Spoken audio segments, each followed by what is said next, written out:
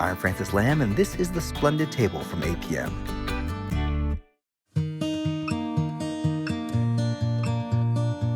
You know, for a bunch of years of my life, I spent a fair amount of time living in and traveling the South, from the Gulf Coast of Mississippi and New Orleans to short stints in Nashville and annual visits to Atlanta. I've edited books on Southern food and count among my friends some of the greatest Southern chefs and food writers of 3 generations, really. But even with all that, I'll never feel like I know everything I need to know about this rich and complex and complicated region. One person who really showed me that was the late, great Edna Lewis, whose beautiful writing and mastery of technique totally changed my imagination of what rural Virginia cooking was. A recent documentary on her from Virginia Public Media by Deb Freeman gave me even more to think about with her, and we'll have Deb on later in the show. But we're going to start with another child of Virginia, Michael Twitty.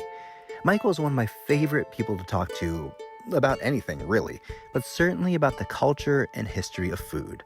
A scholar, chef, writer, and artist, he's known for his iconic blog and book, The Cooking Gene, and its follow-up, Kosher Soul, all works that deal with culinary history and his own identity.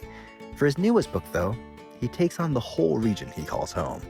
It's called, simply, Recipes from the American South. Hey, Michael, it is great to see you. Hey, brother, how are you? I am well, thank you. Congratulations on yet another magisterial work. And so, you know, given its scope, I think it's probably no surprise that this book has been years in the making. Yes. But, you know, I think for you, it's not just, years in the making for writing this book, but it's really, you know, many, many years of your interest in what makes the South the South, right? And I think back, you even referenced this a bit in the introduction, but I think back to a particular period in your time that you write about as being really educational and important for you, a road trip that you called your Southern Discomfort Tour. Tell us about that tour. What are some of the moments when you went through the South that really opened up your idea of what the South and Southern food is?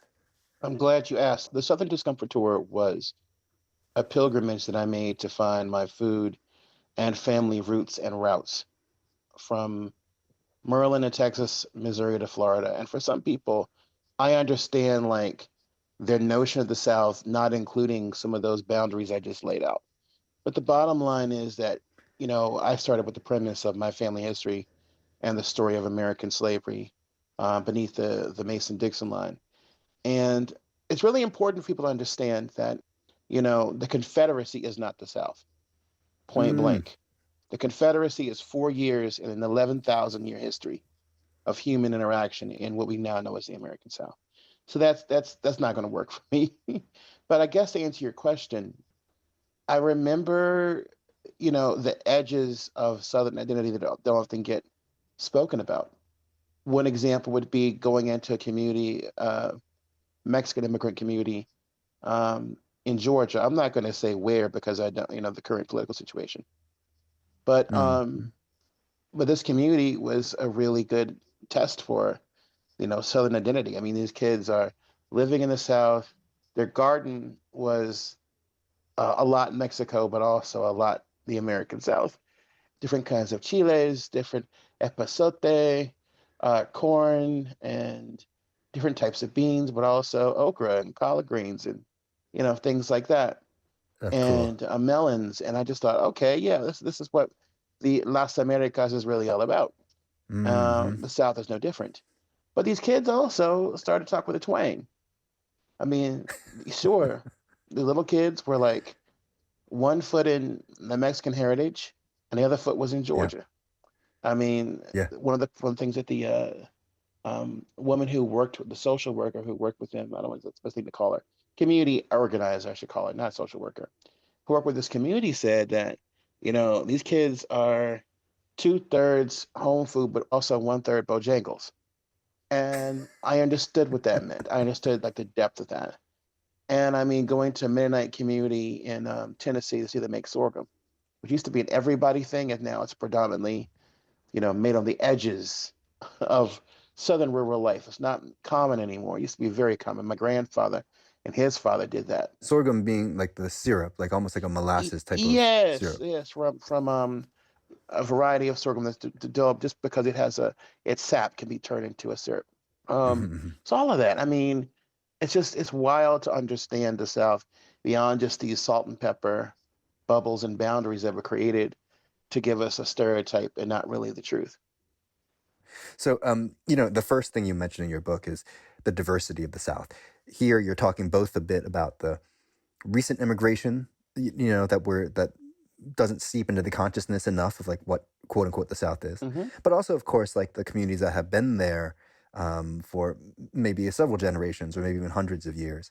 And I want to pull the lens back a little bit because not only have you traveled through the South, like you talked about, but you've also traveled a lot in West Africa, to Britain, to Ireland, to Germany, a lot of these places where, these like sort of previous generations of Southerners came from, and, their descendants now, are in the region. What are some of the links that you saw, like going back to sort of the origin place and then seeing how those different places come together in the South? So when I was in the UK, I went to Edinburgh and Glasgow and the Lowlands and also Ireland and not just London, but Somerset and Oxfordshire and Liverpool and Mm, and then of course in West Africa all over the place: Senegal, Gambia, Sierra Leone, Ghana, Togo, Benin, um, Nigeria, Cameroon. And so I'm looking for what's in the markets. I'm looking for this before this book was even a thought. It was just my own education. And I feel like sure. it's been Yeah. a lack, sort of a lack between people understanding this. There's a South in its own terms. The South didn't arise out of nowhere. It's not ex nihilo. It's a product of its ancestors. And Yeah. that would also include indigenous culture in the South. People Hmm. don't understand. Indigenous Southerners still exist and exist both in those states and in Oklahoma. So when you understand that and put all those things together, Francis, what you get is a much deeper, broader picture. I mean, the best example I can give you is going to Senegal and after being at the fish markets in Charleston and Savannah many times and seeing all the same fish. And people, I'm like, oh, wait a minute, that makes sense. No, not exactly. When you go to the fish market in Somerset, most of the fish are completely different, it's the same ocean. When you're talking about the Southern Atlantic, and also like these are African people who are fishing, who are cooking, who are doing a lot, but not all of the work, you begin to see the connections between the cultures and the people and what defines the Southern seafood table. So it was like, wow, okay. Or in Nigeria, where you go to like anyone catching fish in the fresh water, and it's predominantly catfish and tilapia and Hmm. eels. And you begin to see all those connections. You go, wow, this really does matter. I want to get to some of the specific points in the South. Hmm. Um, you live in Virginia. Hmm. Much of your family has Virginia ties. Deep roots, yeah. Yeah, and as we learn from Edna Lewis, for instance, Virginia has its own cuisine. How would you describe Virginia cuisine? So I think it's important for people to understand that Virginia was the mother. Um, there are people in the Deep South today who jokingly or seriously say Virginia ain't the South, which is hilarious, and saying that Richmond was the capital of the Confederacy. It was the legal and financial, directive after Montgomery, Alabama, which was where my ancestors were also enslaved. But here's the thing: Virginia was where slavery started in America, Hmm. right? In British North America, at least, 1619. Slavery was where the laws were codified to control the lives of enslaved people, but also create economies based on monocultural cash crops. And Virginia had a lot of people. Virginia used to be Virginia, West Virginia, also part of Kentucky and part of Tennessee. It was huge, along with its sister state, Maryland. Sent out thousands of people. In fact, it's incredible to think about how many people would have been born or their grandparents were born in Virginia before they became Kentuckians, Tennesseans, Missourians, Mm. and beyond. I mean, it's just most of those Okay. states, Alabama, all they had Virginia roots. So, what does Virginia contribute to the story? Virginia contributes a First of all, the Southern Garden, right? I did a lot of work in the cooking genes to list these out and describe it. Like there's a really really powerful and interesting reference from George Bagby, who was a local colorist, like kind of like Mark Twain, who Okay. spoke about the humor of local life. And George Bagby was actually a business associate of George Saunders, who was somebody who owned my family. Let's put it that way. Hmm. And George Bagby says, a Virginian cannot live, and I'm doing this off the top of my head, without his bacon and greens. And he talks about fried chicken and snap and turtle eggs and persimmon beer and all these other things. And of course, hoe cake and cornbread and spoon bread and Sally Lunn. And that's the reason why a lot of these recipes show up in the recipes of the American South, because there were people who traveled and who knew their locales in the South intimately and said, we are the bacon and greens people. We are the country ham people. We are the, all those things are very Hmm. signature to how Virginians eat and ate. Um, and it's something to even get the genealogy of a lot of the foods in the South going back to those old Virginia roots. Essentially, it's Virginia and Maryland and South Carolina and Georgia, and that pretty much those people take those foods with them, and they start to morph and change as they push towards Texas and Oklahoma and southward in Florida. Well, somebody could say, well, Florida has its own thing, and it does. But I mean, essentially, these migratory patterns give you the keys to how Southerners eat. And I'll give you something really cool, for example. So, look, by the time people get to Missouri, where's the ocean in Missouri? There's no ocean. Far. Yeah, But far. right. So in Virginia, a classic holiday dish would be turkey and oysters. So by the time they get to Missouri, William Wells Brown talks about in his narrative how a holiday dish was turkey and clams. Okay. The clams came Hmm. from the Mississippi and the Missouri rivers. These were freshwater clams. So they had changed how they Hmm. ate, but essentially the recipe stayed the same. That's so interesting. Freshwater clams were an industry for both the pearls and for the clam itself. Michael Twitty's latest book is Recipes from the American South. We'll be back with more with him in just a minute. I'm Francis Lamb, and this is the Splendid Table from APM, American Public Media.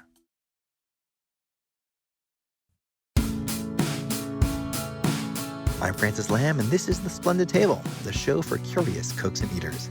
We're talking with Michael Twitty right now about the vastness of Southern food. Let's get back to it with him. I didn't realize that succotash, Hmm. the word succotash, comes from an indigenous word from the Chesapeake region, so like Algonquin. either in Hmm. Virginia or yeah. And so that is a dish of beans and corn. Hmm. But then there are so many different kinds of sautéed corn dishes that seem to relate, or at least look like they're related throughout the South. So maybe you can start with succotash and sort of take us in this sort of like corn kernel cooked off the cob kind of journey around the Sure. South a little bit. So succotash is from the Algonquin language family, and it's one of many signature dishes to that particular part of the indigenous culinary tradition.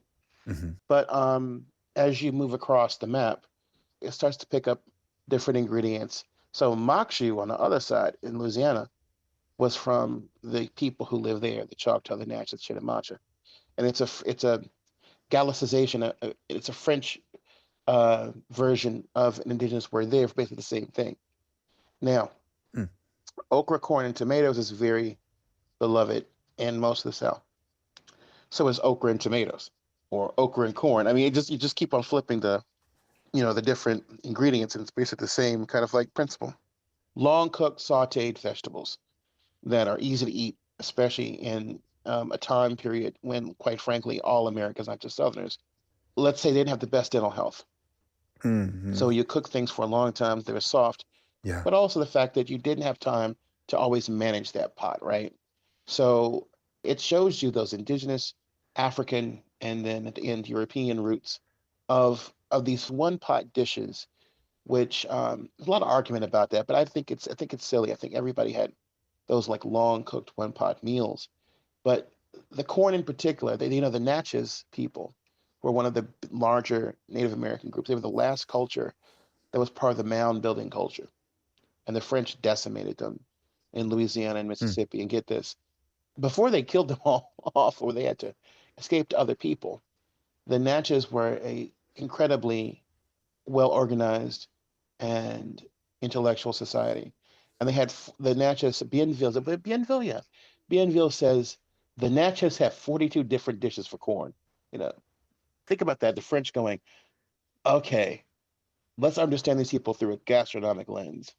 They take this Hmm. weird thing we've never seen before and turn it into 42 different dishes. That number always got to me, that 42. But then again, it's the key to life, right? So according to Douglas Adams, Yeah. 42.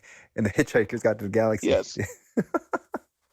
um, I want to get to then another place in the South. Hmm. Um, so collard greens, as you said, in the Southern Garden, right? Like this Hmm. is the sort of hearty green that's that can be long stewed, like you said, cooked until tender, super nutritious. Collard greens are certainly, a Southern staple almost in any region in the South, or some kind of braised green. Hmm. You write about the Mississippi Delta, which some people call, quote, the most Southern place on earth, right? Hmm. But you have a recipe from there of Chinese Mississippi collard greens. Yep. Tell us how these are prepared. It's stir fried, and I came by that recipe honestly because I worked with the Chows. They were a family, Sally and Gilroy Chow.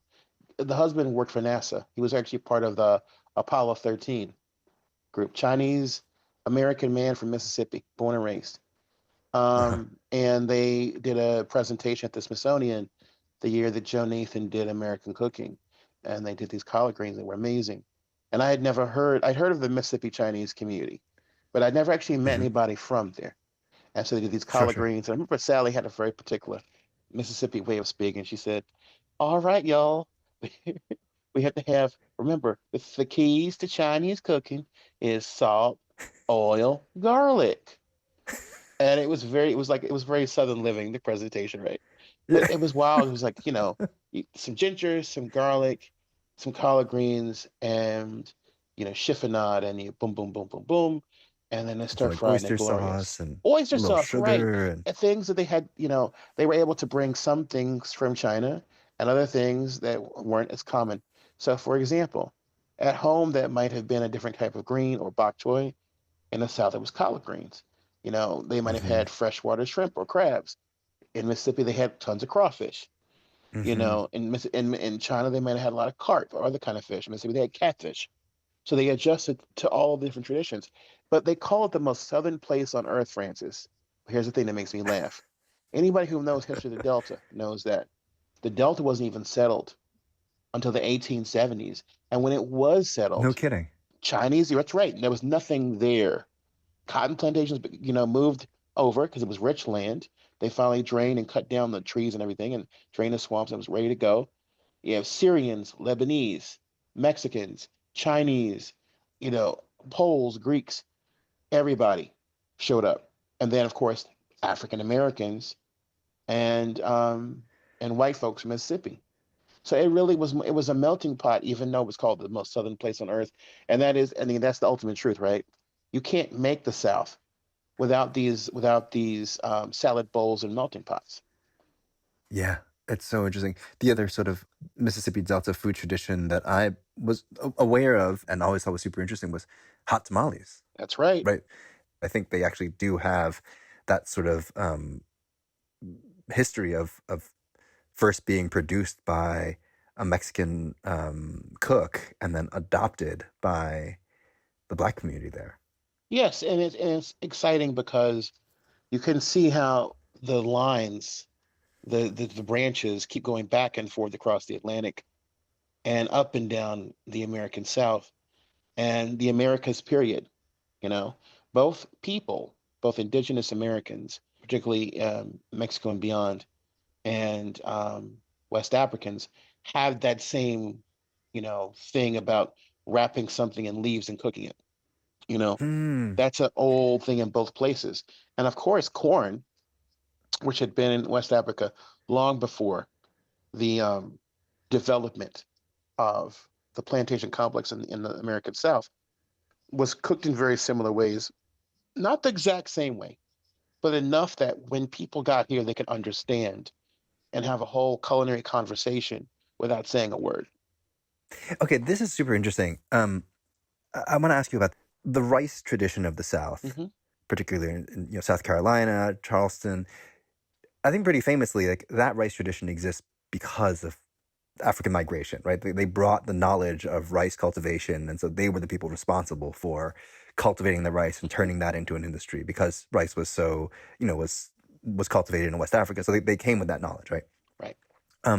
But there are so many of these Southern ingredients or ingredients we think of as being, Southern or New World ingredients, even tomatoes, chilies.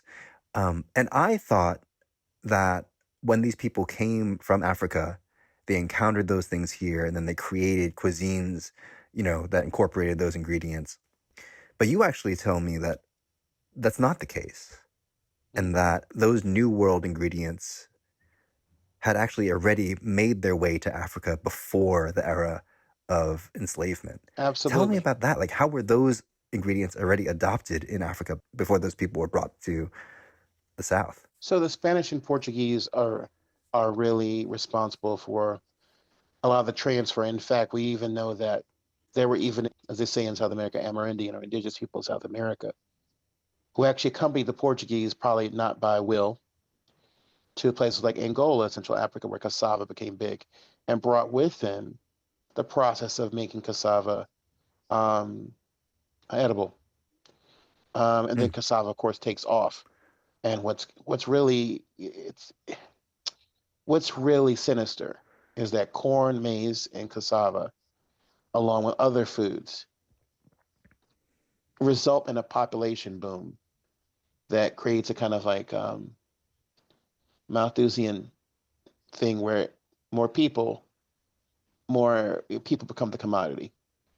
Hmm. So people become a commodity system where human beings are hunted for their ability to be labor and their skills, and that feeds the Atlantic slave trade, transatlantic slave trade. But peppers, yeah, all those foods have these little stories. It's really interesting. Like, for example, in Ghana, the word for white people is obroni, but the word for corn is aburo. Okay, you can hear it. Obroni, aburo. Hmm. Foreign, from overseas. So the term was shortened from the millet of the Europeans Uh-huh. to, because corn and millet and sorghum are grasses. They kind of similar in their sprouting form to just aburo, the foreign millet. Okay, or in southeastern Nigeria, sweet potatoes were called the yam of the white people. Okay, or even the rice, because rice in Africa was brown or red or streaked. The white people's rice, the Asian rice that they were moving from place to place, even from Southern Europe and the Middle East and other places, that was called the beans of the Europeans. Hmm. And this is a very consistent theme.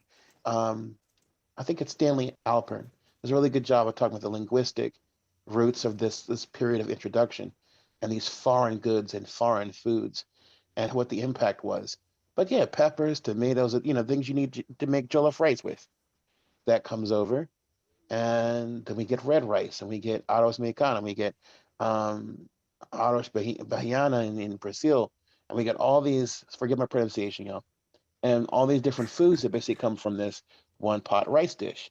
Benachin, um, in some places. There's many different names, and contemporary food is jollof rice, but Mm-hmm. it has all these historical roots that keep crisscrossing the Atlantic. And I blow your mind one more time.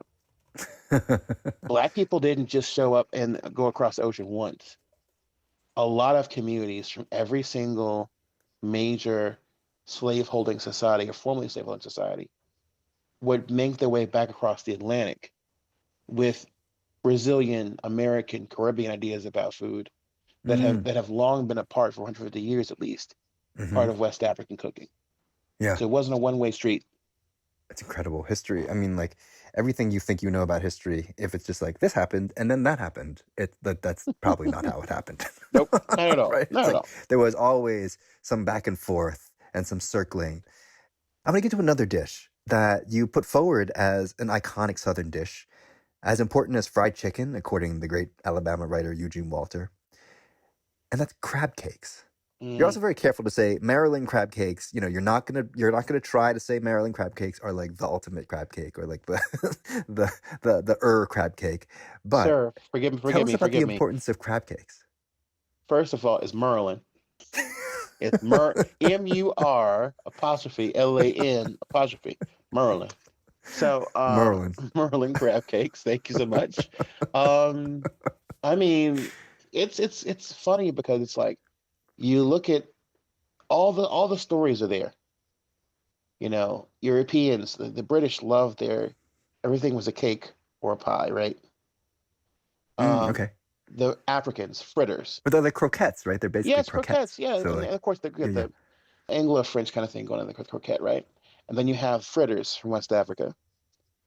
Love those Mm-hmm. fritters. And then indigenous people, who I'm sure had their own sort of like the idea of like cornmeal and crab meat. I mean, it's got to be in there somewhere. And so I look at that and go, this is like a signature thing. It was sold in the streets of Annapolis and Williamsburg by enslaved women. And then, of course, I didn't Mm. notice this when I first when I was writing, because I was in a different mental space.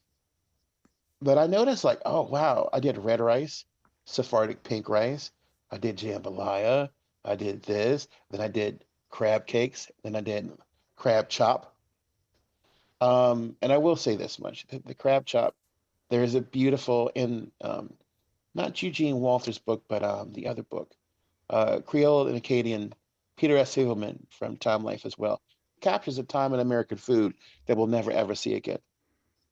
The foods that are either going extinct, have gone extinct, or endangered, or don't look the same. So wait, what's a crab chop? A crab chop is a Lenten dish from Louisiana.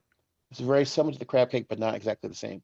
And the picture that Okay. I like this has had me in rapture all these years is a beautiful crab chop with a crab claw in place of the bone that would have come off a rib chop, like a pork chop. Oh, so it's a crab Yeah, cake shaped yes, like like a a pork pork chop chop with for the with Lent. the with the claw. Yes, with a claw attached to it. It has to be beautiful Incredible. red and blue, right? And then it was on a plate. That was the actual menu back in old New Orleans, in Creole French on the edges of the plate, which I thought was gorgeous. But I mean, the fact that somebody took the time to sort of like do this, trick of the eye, for Lent was just amazing. But I just noticed how many foods I was including in the cookbook that had their parallel dishes within the same region. And as I have said Mm, before, there were similar recipes with different accents, but they're telling right. a very similar story. Because remember, um, Maryland was originally a Catholic colony, and that there were two states in the old South that had a high Catholic presence. It was Maryland and Louisiana. So you can go Mm, all day with these sort of like extra layers of storytelling and meaning. And that, the bottom line, for instance, is that nobody is writing the authoritative book on anything. Um, maybe Natalie Dupree did. I don't know. But what I'm saying is that it's exciting to know that there are all these blueprints that future generations will be able to look back on and be able to come up with their own narrative about what the South was, is, and means to them. yeah. Well, then I gotta ask you, what's in your crab cake? Okay, so my crab cake in my house doesn't exist because I keep a kosher kitchen. But if I'm cooking for somebody else, I often make things that I don't eat, by the way, or used Hmm. to eat but don't eat anymore. Sure, So sure. I guess the easy answer is a little sprinkle of kitchen pepper. What's kitchen pepper? Kitchen pepper is a spice mixture that I've helped to popularize out of historical cooking. That was I call it the all-purpose seasoning of the colonial era because it blended all the different what we consider sweet spices into a mix. And I throw a little red pepper in there and a white pepper in there. And I think it's just fun because it makes people kind of like guess, oh my God, that flavor is so familiar, but I can't really put my hands on it. And it's actually a very old Southern flavor. When you write a book like this, you have to find a way. to incorporate things that tell your story or your contribution. I've tried to really keep most recipes as not authentic, but as traditional as possible. And at the same point in Sure. time, add my own part to the story. Yeah, that sounds so good. So sweet spices like cinnamon, Mm-hmm. nutmeg, allspice, Mace. mace, but also a little chili. Yep. Oh, that sounds delicious. Well, all right. Well, I'm gonna go. I know you're not gonna eat the crab cakes, but I'm gonna make some for myself. That's good. Well, thank you, Michael. It is always a pleasure talking with you. Oh, thank you, sir. Always a pleasure. Michael Twitty's new book is Recipes from the American South. And on splendidtable.org, you can find his creamy recipe for the classic Louisiana saute of corn and peppers, maquechou. That's MAQUECHOUX. We'll be back in just a minute to talk with Deb Freeman on her documentary, Finding Edna Lewis. I'm Francis Lamb, and this is The Splendid Table from American Public Media.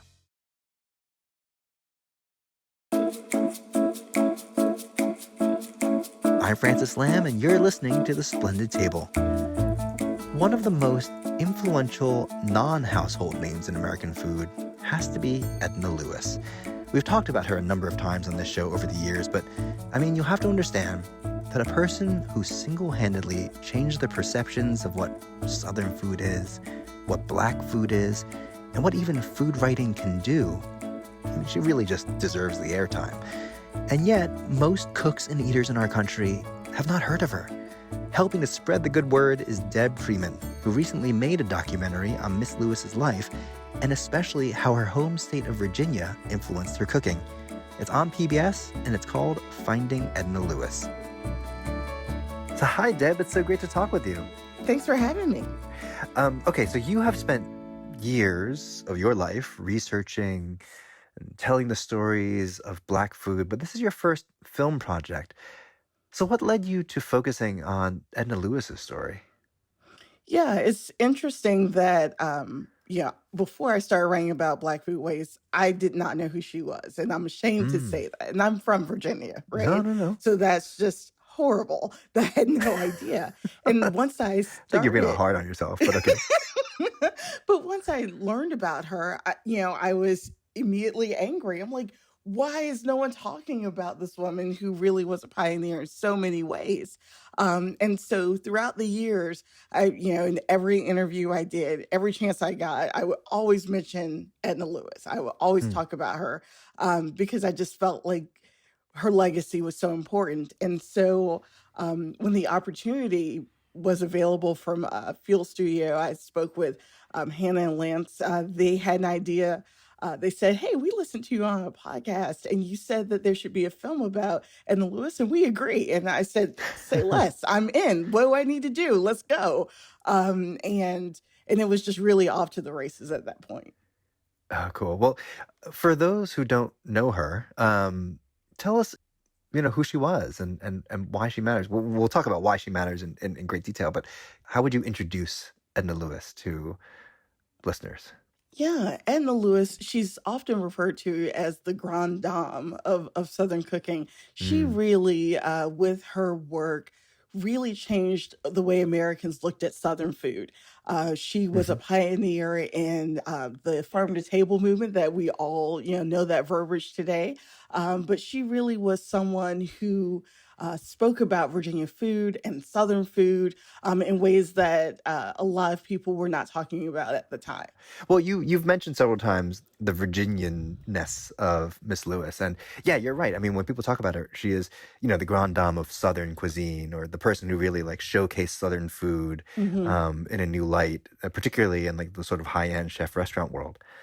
But in the film and in our conversation, it seems like you're really excited to talk about her, not just as a Southerner, but specifically as a Virginian. What does that mean to you? Yeah, I mean, I think Virginia gets left out of the food media conversation quite frequently, Mm. not just in American food, but in Southern food, Mm. and which is troublesome to me. One, not only as a Virginian, but also as someone who studies food, because there are so many quintessential Southern foods that happened here in Virginia that have, we are the birthplace of American barbecue, of American fried chicken, of macaroni and cheese. We created all of these dishes, and Mm. there's, very little conversation about that happening in the food world when you talk about Southern food. And that bothers me.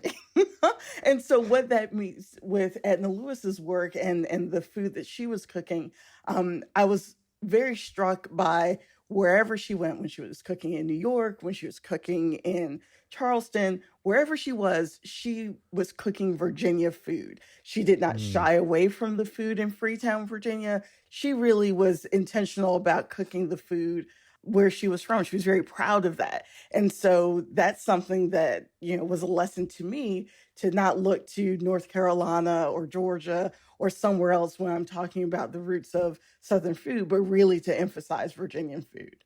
Yeah. You mentioned Freetown, which is the community that she grew up in. It's called Freetown, but it's not even really a town. Tell us a little bit about that community and how it influenced her.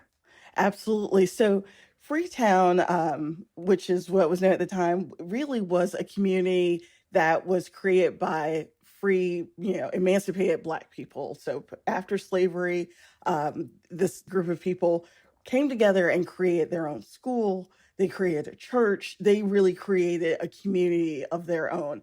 And Miss Lewis's grandfather was one of the founding fathers, if you will, of the town.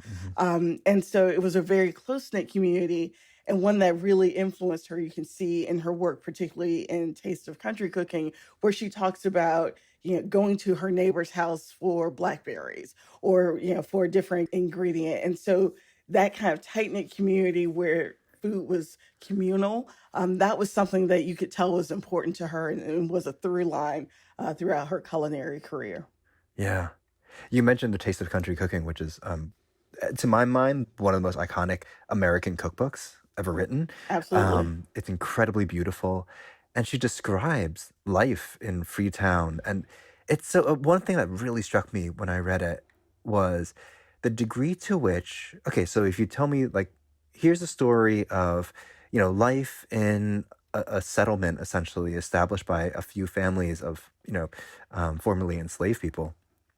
And I guess automatically I would have assumed, oh, it was a tough life, a hard life, very rural. They're growing their own food. It's about subsistence, and it was that. But she never described it in those terms. She described it in terms of beauty and her cooking. Right, even though they had to grow all their own food, and she describes, having to slaughter their own animals and so on and so forth. But she describes the cooking and the cooking style in this very elegant and refined way. And at some point you realize, oh, it's because, they were enslaved previously. And many of the people in the community, when they were enslaved not just in the fields, but they were enslaved in the houses of the aristocracy, the well-to-do, and in Thomas Jefferson country. So they were taught and they mastered this very French style of cuisine, right? And then they brought that into their own homes and their own community. And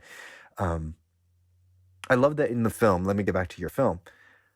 The first scene, you have yourself cooking with a chef, a contemporary chef who's inspired by Miss Lewis, and she's making this dish that, like, she felt was an homage. And it was this beautiful pan-fried quail with country ham and grapes. It's not this, like, hardcore rustic country food. It's country cooking, but a different idea of what country cooking really is than what people assume. No, absolutely. And, as I think we would be remiss to not mention James Hemings here just for a brief hmm second. Yeah, And yeah. for folks who may not know, James Hemings was an enslaved man, enslaved by Thomas Jefferson, and was trained in France to basically cook for Jefferson and Jefferson's family and the household. And so when he comes back, he brings back all of these French techniques hmm that he is cooking at Monticello. And Freetown is not far from Monticello. It's Mm. 25 minutes. And so you can see a direct connection between the food that was going on in Charlottesville and up at Monticello. And that kind of like dwindles down to your point where you just said, folks who are bringing that back to these techniques back to their own communities. hmm And so again, when we think about country cooking, it sounds like a dirty word when Mm, we talk about, or less than, I should say, when we think about Southern food. And there's so many different types, based on region, of Southern food and the way that folks eat. And it is not just something greasy, something fried. There are other components to it. And I think what Miss Lewis did really was show that it can be elegant, that it can be seasonal, that it can be, vegetable driven, and not necessarily have to be kind of those stereotypes of what you think of when it comes to Southern food. mm-hmm. So actually, let's take her out of the country. She moved to New York City at a fairly young age. I want to say as a teenager. 16. Hmm. Yeah. And she eventually became a restaurant chef. Tell us about that restaurant and her restaurant experience in New York.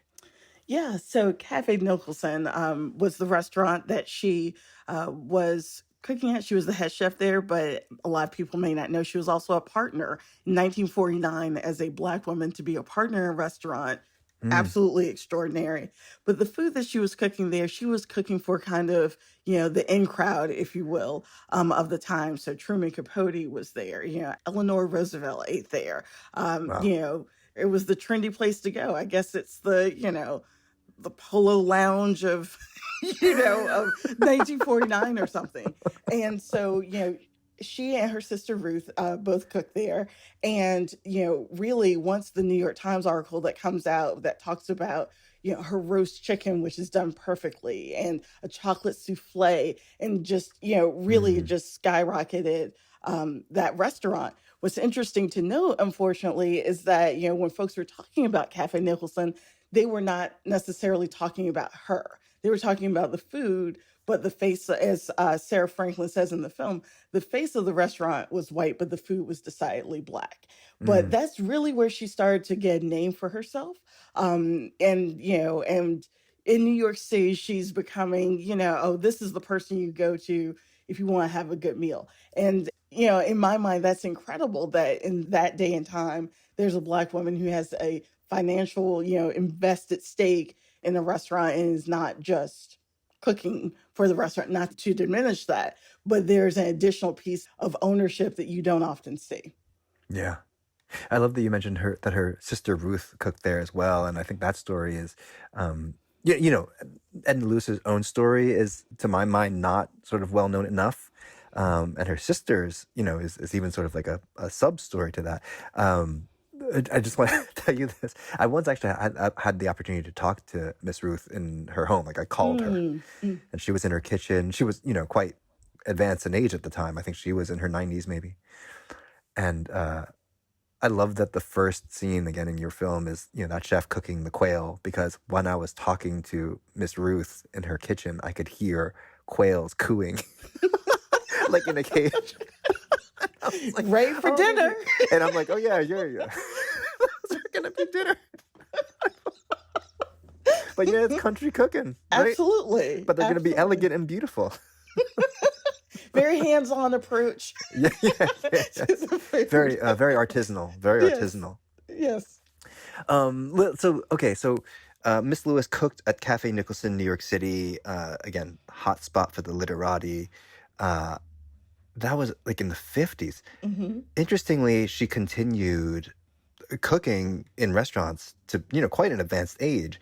Many years later, she takes a job in Charleston, South Carolina, at a place called Middleton Place, and she was almost 70, I think, at the time when she took the job Yeah. as like the chef there. Tell us about that place and what it was like being there. Gosh, so Milton Place, as you mentioned in Charleston, South Carolina, is a former plantation, and there's a little inn, there's a little restaurant there, and so she was asked to basically recreate plantation cooking Hmm. for patrons of the restaurant, and going there was such an emotional experience, not only for myself but Chef Anthony Ganaway, who we talked to there, and even for the crew members as well. Hmm. There was just, as soon as you step on property, just an overwhelming feeling of heaviness, I think is the right word. And so, I cannot even imagine, as Miss Lewis is asked to take on this role, And she's the grandchild of enslaved people. So, you know, what is that like? I am so Hmm. far removed from, these generations of enslavement. So there is some sort of detachment that I have. And I felt incredibly emotional for the, 3-4 hours that we were there. So what must that have been like for her? And she Mm. stayed there for a couple of years and even lived on property. So it must have been an incredibly emotional experience for her. Um, she didn't talk much about that, to Mm. my knowledge, in the research that we did.